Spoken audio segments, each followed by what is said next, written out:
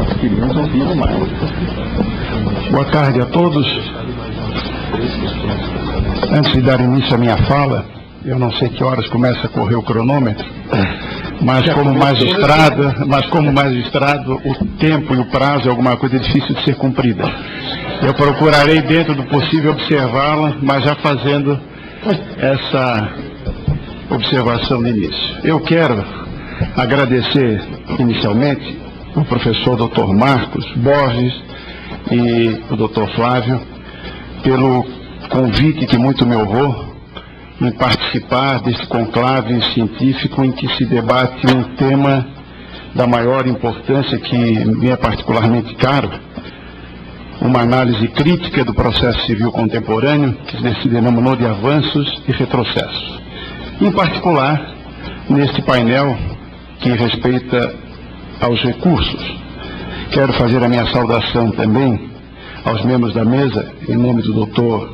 Alexandre Magri, e dizer a vocês, assim como disse o meu prezado amigo, Dr. José Miguel Garcia Medina, da satisfação que temos em retornar a esta encantadora cidade.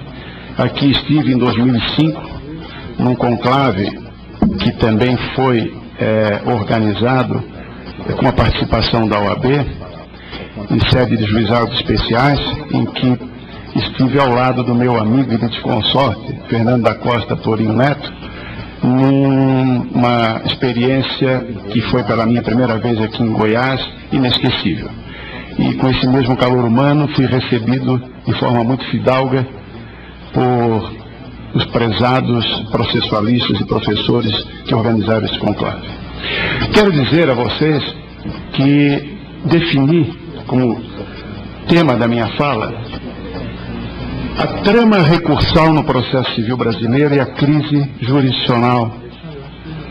E eu fiz com muita serenidade, a serenidade de um palestrante que é juiz por vocação, que é juiz desde os seus 24 anos de idade, no meu estado, e que tem um carinho e um respeito enorme pela nossa magistratura. E que tenho ainda a honra de integrar, há 4 anos, o Egrégio Tribunal de Justiça do Estado de Santa Catarina. Portanto, a crítica que aqui vou fazer, eu faço como professor e como estudioso do processo. Não faço como magistrado, e sempre que digo, entro na academia, entro na universidade, digo aos meus colegas, aos alunos, que eu estou despido da minha toga. Eu sempre, quando venho à tribuna, num conclave como este, eu não falo como magistrado. Eu falo como estudioso do processo civil. Pois bem, quando pensamos em conflito, seja ele social, político, econômico, amoroso, familiar, jurídico, etc., logo nos vem a ideia de sofrimento, angústia, ausência de paz. Da compreensão do conflito, naturalmente, surge o sentimento acerca do problema posto e, consequentemente, a necessidade de busca e encontro de solução. Pois bem, se matemática fosse, a equação seria facilmente exposta e resolvida de maneira elementar, podendo-se concluir que todo conflito exige solução, porquanto inimaginável perenizar qualquer espécie de embate, até porque a paz não é só estado sublime de espírito, assim como é valor e bem maior universalmente aceito e perseguido por toda a humanidade desde os primórdios dos tempos, mesmo que, raramente, através de caminhos tortuosos e com resultados duvidosos. Visto o conflito pelo prisma sociológico, ou seja, a lide ainda não jurisdicionalizada, assim como qualquer outra espécie de luta, ela está a exigir solução. E o que é mais importante, em plano superior, a exigir pacificação entre as pessoas, naturais ou jurídicas, envolvidas diretamente no embate, e em escala secundária, porém não menos importante, reflexamente, de todos os membros do grupo social, político e econômico em que pertencem os litigantes.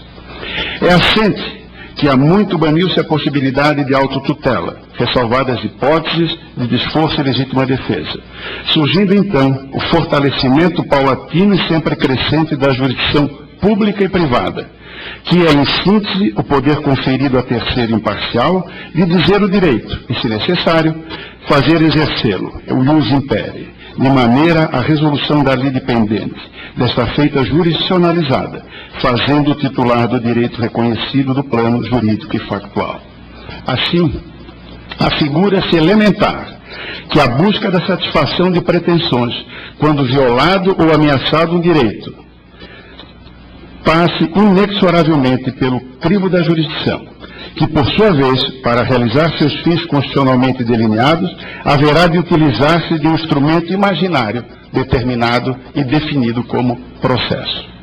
Por sua vez, o processo como instrumento de realização do direito material e, portanto, de satisfação interpartes e de pacificação social, funda-se em regras e princípios que podem ser sintetizados na expressão devido processo legal. Diga-se de passagem, expressão emblemática e quase mitológica. Destaque: o conflito que pode ou não permanecer em estado de latência durante algum período, haverá de, em certo momento, eclodir e, dali em diante, passa a exigir solução definitiva. Por certo, não basta para os contendores solução provisória, pois o provisório definitivo não é. Se hoje satisfaz, poderá não mais satisfazer amanhã, sem contar com a instabilidade e desdobramentos decorrentes de tudo aquilo que não é permanente. A demanda, por conseguinte, por óbvio, não poderá eternizar-se. E como bem define o próprio texto da Lei Maior, aspas, a todos no âmbito judicial ou administrativo são assegurados a razoável duração do processo e os meios que garantam a celeridade de sua tramitação. A grande dúvida, e igualmente o grande problema e desafio dos estudiosos do processo civil contemporâneo, ao nosso modesto entender, residem na tentativa de equacionamento harmonioso do trinômio valorativo fundado em celeridade, que é o tempo, segurança, o devido processo legal, e a justiça da decisão, que é a aplicação equânime do direito ao caso concreto. Convivemos diuturnamente com os citados valores processuais, que ao serem confrontados, aparentam ser antagônicos ou pelo menos equacionadamente duvidosos, espécie de tentativa insana de acendimento de uma vela a Deus e outra a Satanás. Atormenta-nos o problema que ora apresentamos, assim como atormenta-nos ainda mais o sistema recursal brasileiro. Verdadeira trama draconiana e incompreensível, colocada a desserviço dos litigantes que agonizam as barras dos tribunais pátrios, em escala sucessiva e interminável de recursos praticamente incontáveis, que fazem crer, aos olhos de todos, menos do legislador, que o processo é um feitiço maléfico a eternizar-se. Tantos são os meios de impugnação de decisões, assim compreendidos, os recursos, somado a eles os ditos sucedâneos recursais e as ações impugnativas autônomas, que chego a recear e enumerá-los, porque fatalmente incidirei em erro por omissão. Contudo, se esses números assustam-nos, e os veremos mais adiante, mais assustadores são os requisitos recursais denominados de intrínsecos e extrínsecos: cabimento, legitimidade, interesse, inexistência de fato extintivo, impeditivo de direito, tempestividade, regularidade formal, preparo, efeitos devolutivos, suspensivo, interruptivo, regressivo, expansivo, substitutivo e translativo. Curioso é que verificamos a preocupação do legislador brasileiro em modificar o nosso sistema recursal desde o início da década de 90.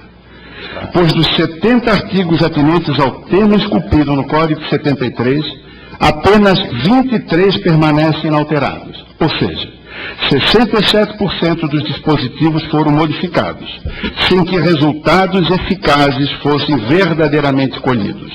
Melhorou-se sim, mas não se resolveu ou minimizou sensivelmente o problema. Certa feita, conversando com o saudoso e amigo mestre Ovídio Batista da Silva, confessou-me estar desanimado e até desapontado com as reformas implementadas no processo civil, especialmente em sede recursal. Disse-me ele, então, abro aspas, veja só, Joel, estão lá em Brasília em comissão, estudando meios para melhorar os recursos, quando eles, na verdade, precisam ser piorados. E o mestre Gaúcho estava certo, pois piorar os recursos significava, em outras palavras, reduzi-los em número e espectro de abrangência e ressistematizá-los, o que ainda não se fez de maneira cabal. É bom dizer, desde já, que não estamos aqui a desqualificar a importância e validade do movimento reformista no que concerne ao tema proposto nesta fala acerca dos meios de impugnação.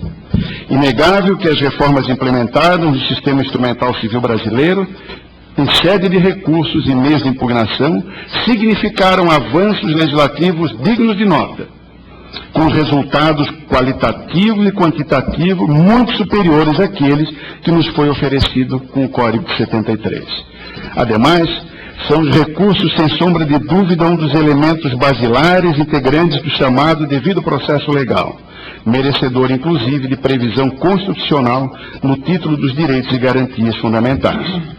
Diz a Constituição aos litigantes em processo judicial ou administrativo, e aos acusados, em geral, são assegurados ao contraditório, ampla defesa e os meios e recursos a eles inerentes. Artigo 5º.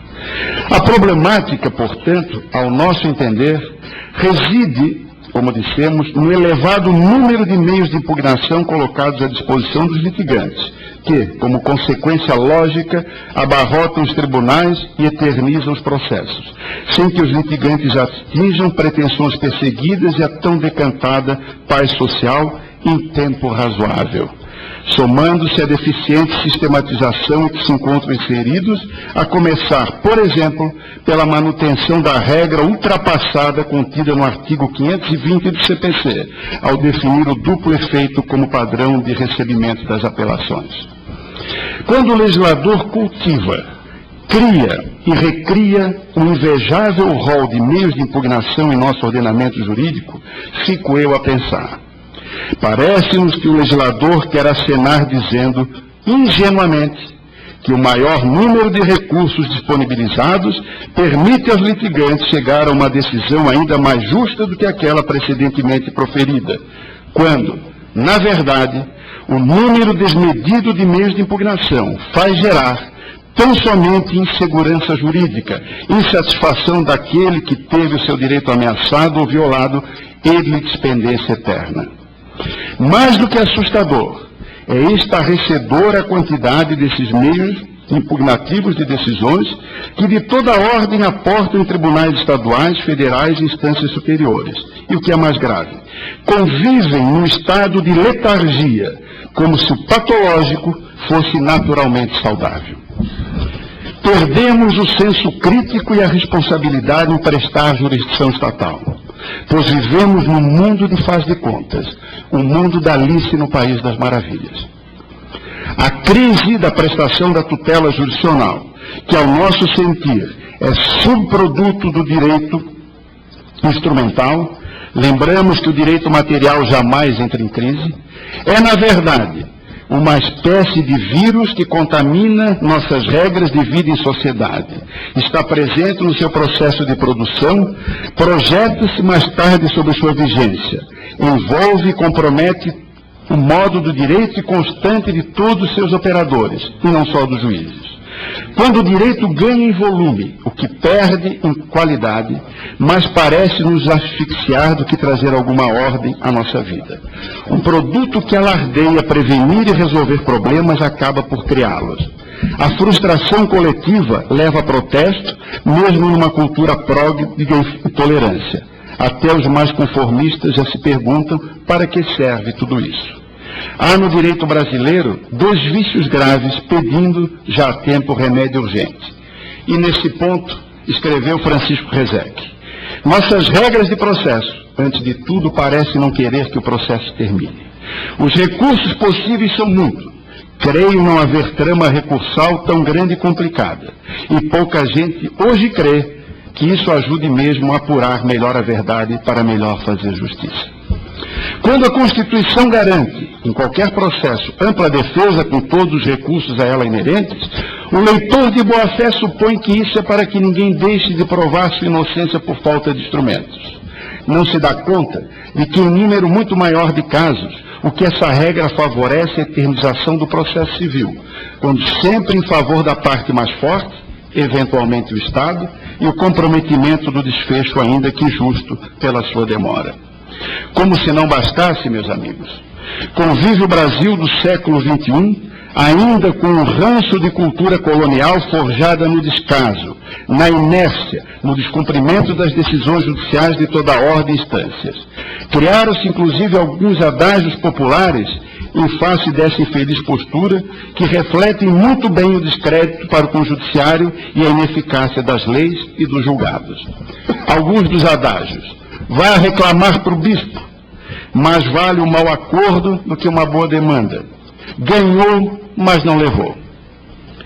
Veja-se, por exemplo, o Instituto Jurídico Anglo-Saxônico do Contempt of Court, que somente em 2001 foi recepcionado em nosso sistema normativo instrumental através da Lei 10.358, que, entre outras incursões, finalmente delineou o que se denomina de prática de ato atentatório à jurisdição, ao inserir o inciso 5º e parágrafo único ao artigo 14 do CPC, instituto que, diga-se de passagem, ainda timidamente usado e pouco prestigiado pelos juízes e tribunais, o que é lamentável. Aponto para os senhores, então, os meios de impugnação. Apenas vou enumerá-los.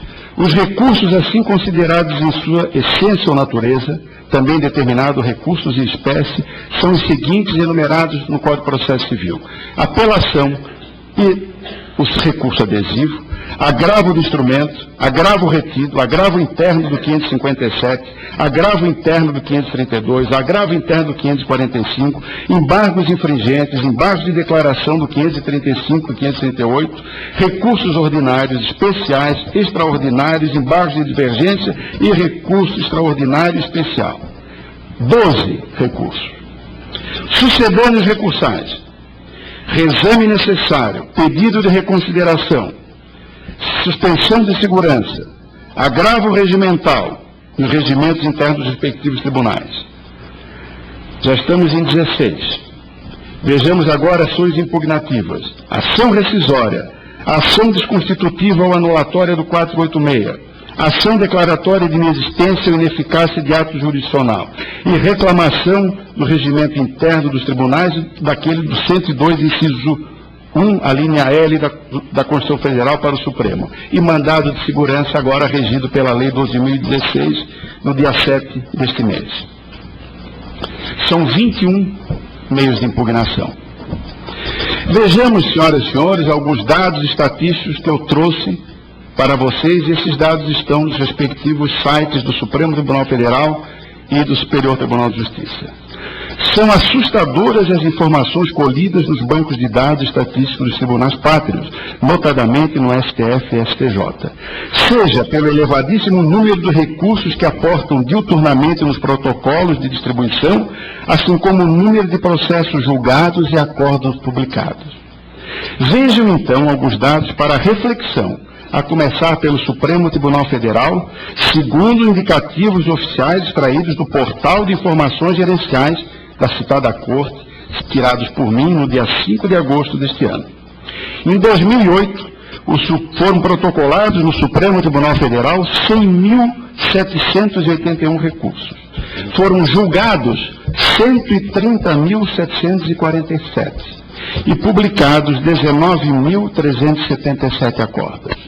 Por sua vez, de janeiro a julho deste ano, já foram protocolados 51.180 recursos, distribuídos 27.647 e julgados 48.304. E considera-se para julgamento as decisões monocráticas e colegiadas. E foram publicados 10.566 acordos. Pois bem, partindo da informação de que o presidente da Corte Constitucional não recebe distribuição, artigo 67 do regimento, podemos afirmar que nos primeiros 7 meses de 2009, preste os senhores atenção porque eu estou lendo, nos últimos 7 meses desse ano, de janeiro a julho, cada ministro 10 membros, recebeu 2.764 recursos e julgou 4.830, assim como publicou 1.056 decisões. Entre janeiro e julho, temos 210 dias aproximadamente. Subtraindo 60 dias de férias coletivas, 54 dias entre feriados, sábados e domingos, restam em média 120 dias úteis, significando dizer que cada ministro julgou por dia 38,33 processos, ou seja, 1,59 por hora, que corresponde a 191 por semana, ou ainda 766 processos por mês, cada um. Agora vejamos o STJ. Em 2008, foram distribuídos 271.521 processos, julgados 354.042 feitos, acordos publicados 94.611, sendo em média distribuídos para cada relator 9.497 processos e julgados 12.383. Também considerando-se 60 dias de férias, porque aqui o quadro é de 1 ano e não mais de 7 meses, porque não tem publicação de 2009 ainda no site do STJ. Considerando 60 dias de férias, 110 dias entre feriados, sábados e domingos, restam aproximadamente apenas 195 dias úteis, o que corresponde a aproximadamente 63 processos julgados por dia, que correspondem a 2,67 processos julgados por hora, ou seja, 317 julgados por semana, representando 1.270 processos ao mês. O que eles julgam por mês, eu julgo por ano. Lembro ainda, en passant, que existem os dias da semana destinados à sessão de julgamento, atendimento aos advogados e os despachos. Pergunto aos senhores, é crível que os ministros de nossas cortes superiores tenham efetivamente lido, estudado, redigido cada um desses processos e lavrado os respectivos acordos após acurado exame dos respectivos feitos? Esses dados demonstram, ao nosso modesto entender, nada menos do que a falência absoluta em que se encontra mergulhado o sistema recursal brasileiro e, por conseguinte, a deficiência na prestação da tutela jurisdicional, exigindo a tomada de providências emergenciais para a reversão desse quadro dantesco. O meu tempo já expirou. O curioso é que convivemos com uma inversão de valores no tocante à produção dos nossos magistrados em todas as instâncias. Premia-se o que mais produz, e não aquele que melhor julga, e muito menos aquele que mais e melhor decide. O que importa, parece-nos, nessa era enlouquecida de velocidade de chip de computador, é prestigiar a quantidade, produzindo-se decisões em série, ou melhor, em grande escala, assim como ocorre com as montadoras de veículos e eletroeletrônicos. Não diverge desse entendimento, em regra, as corregedorias dos nossos tribunais, que avaliam seus juízes para fins de promoções pela quantidade das decisões proferidas, audiências realizadas, etc., sem verificar na quase totalidade dos casos as particularidades de cada comarca, o atendimento prestado aos advogados, os peritos, as partes, as situações específicas dos cartórios e secretarias, quadro de pessoal, assessoramento, gabinete, questões de ordem pessoal ou familiar, a qualidade dos julgados, a complexidade das demandas, dentre outras tantas variáveis que não poderiam simplesmente ser desconsideradas, pois refletem, sim, todas elas, diretamente nos mapas de produtividade de cada juiz. Por certo, poderiam ser levadas em conta pelos tribunais se efetivamente tivessem e dessem importância aos fatores ora indicados. A solução é simples. Basta a confecção de um software com esse perfil e a alimentação dos dados que serão colhidos em tempo e formas oportunas pelos órgãos correcionais. Portanto, parece faltar o que se denomina de vontade política, até porque somar alguns números e dar resultado final apontando para o melhor juiz, entre aspas, leia-se o que mais produz, não passa de elementar operação matemática. E o que dizer, então, das chamadas sentenças proferidas em regime de mutirão? Pois bem, meus amigos, Eu já abusei, extrapolei o tempo e deixo para tratar com os senhores, se houver oportunidade, quando dos debates, as sugestões que eu trago como possíveis e de fácil aplicação para que esse quadro que ora se define como caótico possa ser pelo menos minimizado. Não quero que a minha fala tenha parecido uma fala pessimista, porque eu sou um otimista. E os filósofos costumam dizer que os pessimistas são os otimistas esclarecidos. Muito obrigado a todos.